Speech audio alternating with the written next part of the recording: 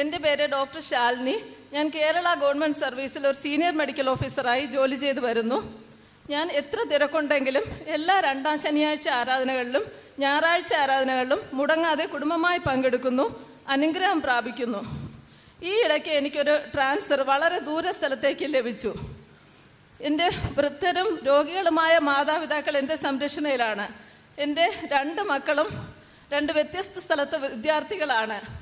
ഈ അവസ്ഥയിൽ എനിക്കൊരു ദൂരെ ഒരു ട്രാൻസ്ഫറിനെ കുറിച്ച് ചിന്തിക്കാൻ പോലും വയ്യാത്ത അവസ്ഥയായിരുന്നു. ഞാൻ അങ്ങനെ വിഷമിച്ചിരിക്കുമ്പോൾ ഞാൻ ഈ സാഹചര്യത്തിൽ ബ്രദറിനെ വിളിച്ചു, പ്രാർത്ഥനയ്ക്കായി അപേക്ഷിച്ചു. ദൈവം നിങ്ങളെ കരുതിക്കൊള്ളുമെന്ന് ധൈര്യമായൊരു മറുപടി ബ്രദർ തന്നു. അതുപോലെ തന്നെ ഞാൻ വിശ്വസിച്ച് ദൈവത്തോട് പ്രാർത്ഥിച്ചുകൊണ്ടിരുന്നു. ദിവസങ്ങൾക്കകം തന്നെ എന്നെ വളരെ ഈ പറഞ്ഞ സ്ഥലത്തിന്, എനിക്ക് ട്രാൻസ്ഫർ ഓർഡറായ സ്ഥലത്തിന് കുറച്ചുകൂടെ അടുത്താക്കി. ഞാൻ ജോലി ചെയ്തിരുന്ന സ്ഥലത്തിന് കുറച്ചുകൂടെ അടുത്തായി. അതായത് എൻ്റെ വീടിനടുത്ത് തന്നെ എനിക്ക് ട്രാൻസ്ഫർ തന്ന് ദൈവം എന്നെ സഹായിച്ചു. ദൈവം ചെയ്ത മഹാ അത്ഭുതത്തിന് കോടാനുകോടി സ്തോത്രം. പ്രാർത്ഥിച്ച ബ്രദറിന് സിസ്റ്ററിന് നന്ദി പറയുന്നു. ദൈവത്തിന് സ്തോത്രം. പുറപ്പാട് പുസ്തകം 34:24 വചനം. എക്സോഡസ് 34:24. യാത്രാഗമം 34 വചനം. പുറപ്പാട് പുസ്തകം 34:24. ദൈവം അരുളി ചെയ്യുന്നു, ഞാൻ നിന്റെ അതിർത്തികളെ വിശാലമാക്കും. ദൈവം അരുളി ചെയ്യുന്നു, സർവശക്തനായ ദൈവമായ ഞാൻ എൻ്റെ മക്കളെ നിങ്ങളുടെ അതിർത്തികളെ ഞാൻ വിശാലമാക്കും. I will enlarge your boundary.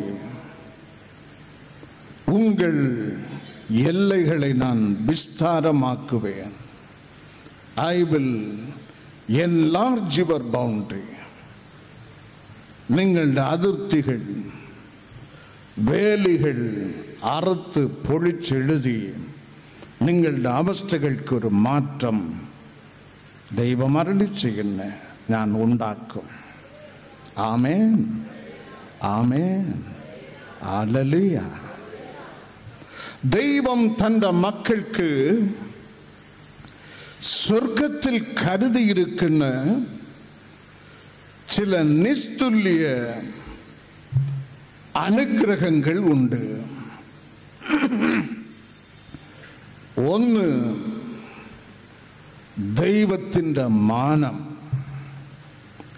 ക്രിസ്തുവിൻ്റെ മാനം. പിതാവാം ദൈവത്തിൻ്റെ മുമ്പിൽ ക്രിസ്തു നാം ഓരോരുത്തരെയും മാനിക്കും. നീ ക്രിസ്തുവിനെ ഈ ഭൂമിയിൽ മാനിച്ചാൽ അവൻ മാനിക്കും. മത്തായി 10:32 പ്രകാരം മാനം, യു ഷാൽ ബി ഹോണേർഡ്. രണ്ടാമത് ഫിലിപ്പിയർ 3:20 നമ്മ പഠിപ്പിക്കുന്ന സ്വർഗത്തിൽ ദൈവം നമുക്ക് കരുതിയിരിക്കുന്ന അനുഗ്രഹം പൗരത്വം. പൗരത്വം, മാനം. ക്രിസ്തു സ്വർഗത്തിൽ നമുക്ക് കരുതിയിരിക്കുന്ന അനുഗ്രഹം പൗരത്വം. നമ്മുടെ പൗരത്വമോ സ്വർഗത്തിലാകുന്ന എവർലാസ്റ്റിംഗ് സിറ്റിസൺഷിപ്പ്. ആരും നമ്മ കൈവഴികയില്ല. നിത്യ പൗരത്വം. മൂന്നാമത് സങ്കീർത്തനക്കാരൻ എഴുതുന്നു, your portion is in heaven. ഓഹരി. സങ്കീർത്തനം 17:14 ദൈവമക്കൾക്കൊരു ഓഹരി സ്വർഗത്തിൽ അവൻ വച്ചിട്ടുണ്ട്. ആമേൻ. ഹല്ലേലൂയ. മൂന്നാമത് പത്രോസ് ലീഗ എഴുതുന്ന 1 പത്രോസ് 1:4-5 വചനങ്ങളിൽ ഒരു അവകാശം, കറ പിടിക്കാത്ത അവകാശം, കെട്ടുപോകാത്ത ഒരു അവകാശം, നിത്യ അവകാശം, എവർ ലാസ്റ്റിംഗ് ഇൻഹെറിറ്റൻസ്, മാനം, നിത്യ പൗരത്വം, ഓഹരി, അവകാശം. യോഹന്നാൻ 14 ആദ്യ വചനങ്ങളിൽ ഒരു പാർപ്പിടം അവൻ പണിതുകൊണ്ടേയിരിക്കുന്ന തൻ്റെ മക്കൾക്ക്, നിനക്ക് ഇവിടെ ഒരു വീട് ഉണ്ടോ ഇല്ലയോ, നീ ക്രിസ്തുവിൻ്റെ രക്തത്താൽ കഴുകപ്പെട്ട ദൈവ പൈതലായാൽ അവിടെ ഒരു പാർപ്പിടം ഉറപ്പാണ്. ആമേൻ. ഹല്ലേലൂയ. പൗരത്വം, ഓഹരി, അവകാശം, പാർപ്പിടം, മാനം, ഇത്രയും തൻ്റെ ജനത്തിന് സ്വർഗത്തിൽ കരുതി വച്ചിരിക്കുന്ന ദൈവം ഇവിടെ അല്പകാല ജീവിതത്തിൽ നിന്നെ ഒരു ഇടുക്കത്തിലിട്ട് കൊല്ലുമോ? ആമേൻ. ഹല്ലേലൂയ. അതാണ് കർത്താവ് ഇന്ന് നിനക്ക് വാഗ്ദത്തം നൽകുന്നത്.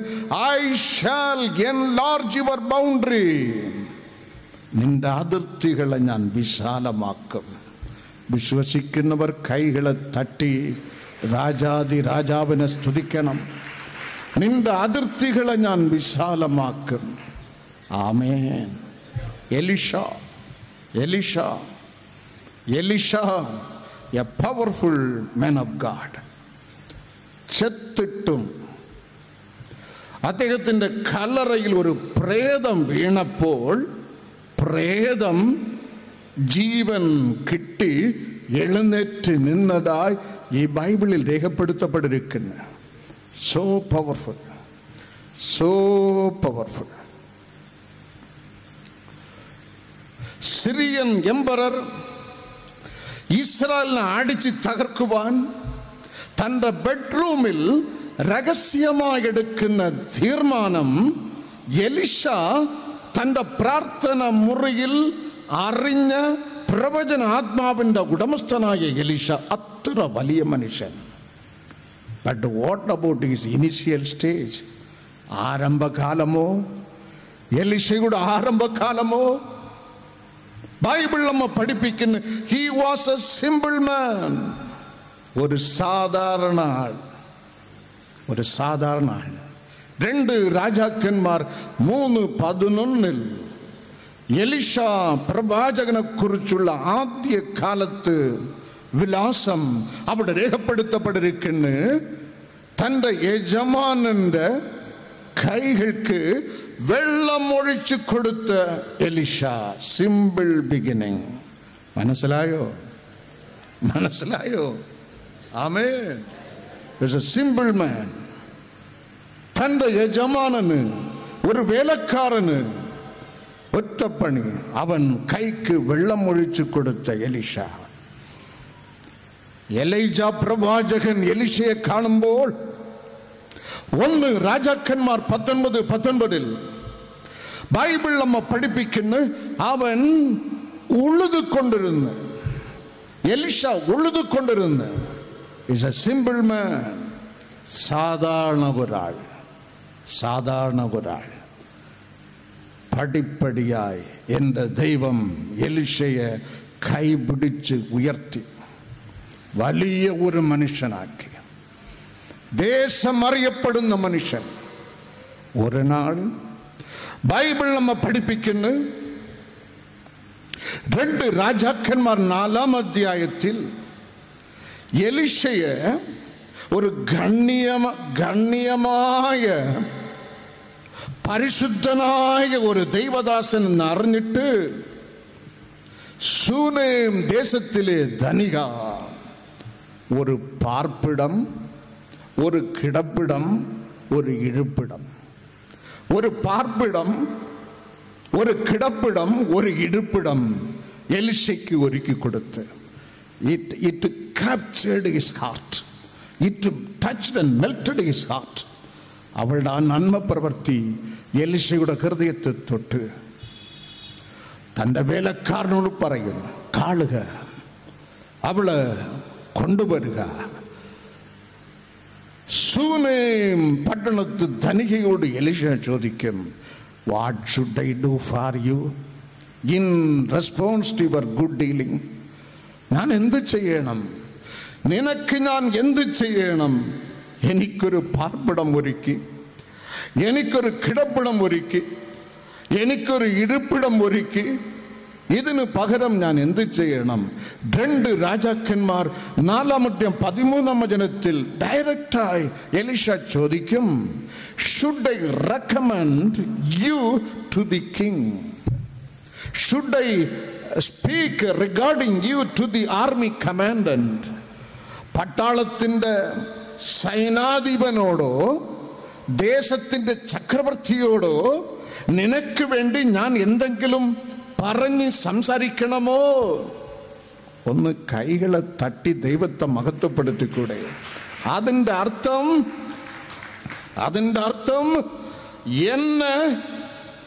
എനിക്ക് ഈ രാജ്യത്തിൻ്റെ പ്രൈം മിനിസ്റ്ററെ, രാജാവിന്, ആർമി കമാൻഡന്റ് അറിയാം എന്നല്ല, അവർക്ക് എന്നെ അറിയാം. തമ്മിൽ വ്യത്യാസമുണ്ട്. എനിക്ക് രാജാവിനെ അറിയാം എന്നല്ല, ഇങ്ങനെ ഒരു പവറുൾ ദൈവത്തിന്റെ വേലക്കാരൻ എലീശ ഉണ്ട് എന്ന് ദേശം ഭരിക്കുന്ന രാജാവിന് എന്നെ അറിയാം. അങ്ങനെ ദൈവം ഉയർത്തി. അതിർത്തി ഉഴുതുകൊണ്ടിരുന്നവൻ, വയലിൽ ഉഴുതുകൊണ്ടിരുന്നവൻ, ഒരു വേലക്കാരന് പണിമുട ചെയ്തവൻ, എലിജയുടെ കൈക്ക് വെള്ളം ഒഴിച്ചു കൊടുത്തവൻ, കിട് കിട് എന്ന് ദൈവം എലിശയെ ഉയർത്തി. ആരെ ദൈവം ഉയർത്തും? ആർക്ക് വിടുതൽ തരും? സങ്കീർത്തനക്കാരൻ എഴുതുന്നു 91:14-15, നീ എന്നെ പറ്റിയിരിക്കുകയാൽ ഞാൻ നിന്നെ വിടുവിക്കും. ആമേൻ. വചനത്തിന്റെ പൊരുൾ മനസ്സിലാക്കിയിട്ടേ കൈയടിക്കാവൂ. നീ എന്നെ പറ്റിയിരിക്കുകയാൽ ഞാൻ നിന്നെ വിടുവിക്കും.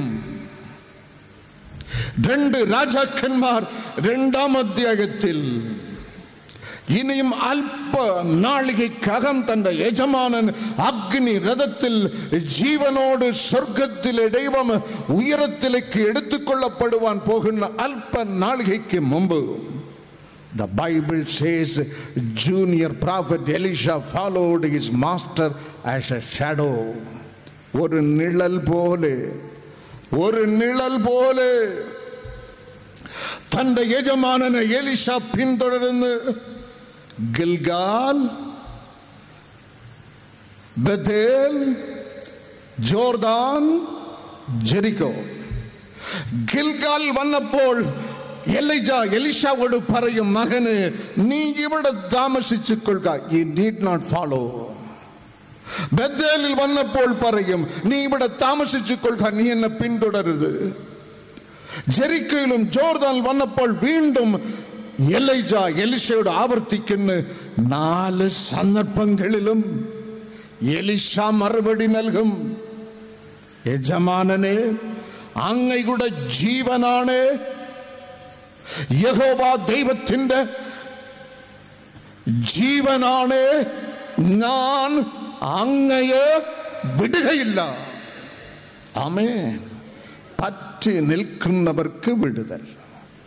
പറ്റി നിൽക്കുന്നവർ, as my God in heaven liveth, as my master Elijah you liveth. അങ്ങയുടെ ജീവനാണ്, യഹോവ ദൈവത്തിന്റെ ജീവനാണ്, ഞാൻ അങ്ങയെ വിടുകയില്ല.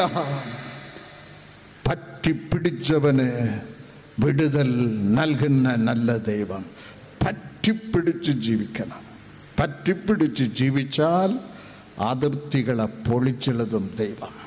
He will enlarge your boundary. He will enlarge your boundary. നിന്റെ അതിർത്തികളെ വിശാലമാക്കുന്ന ദൈവം.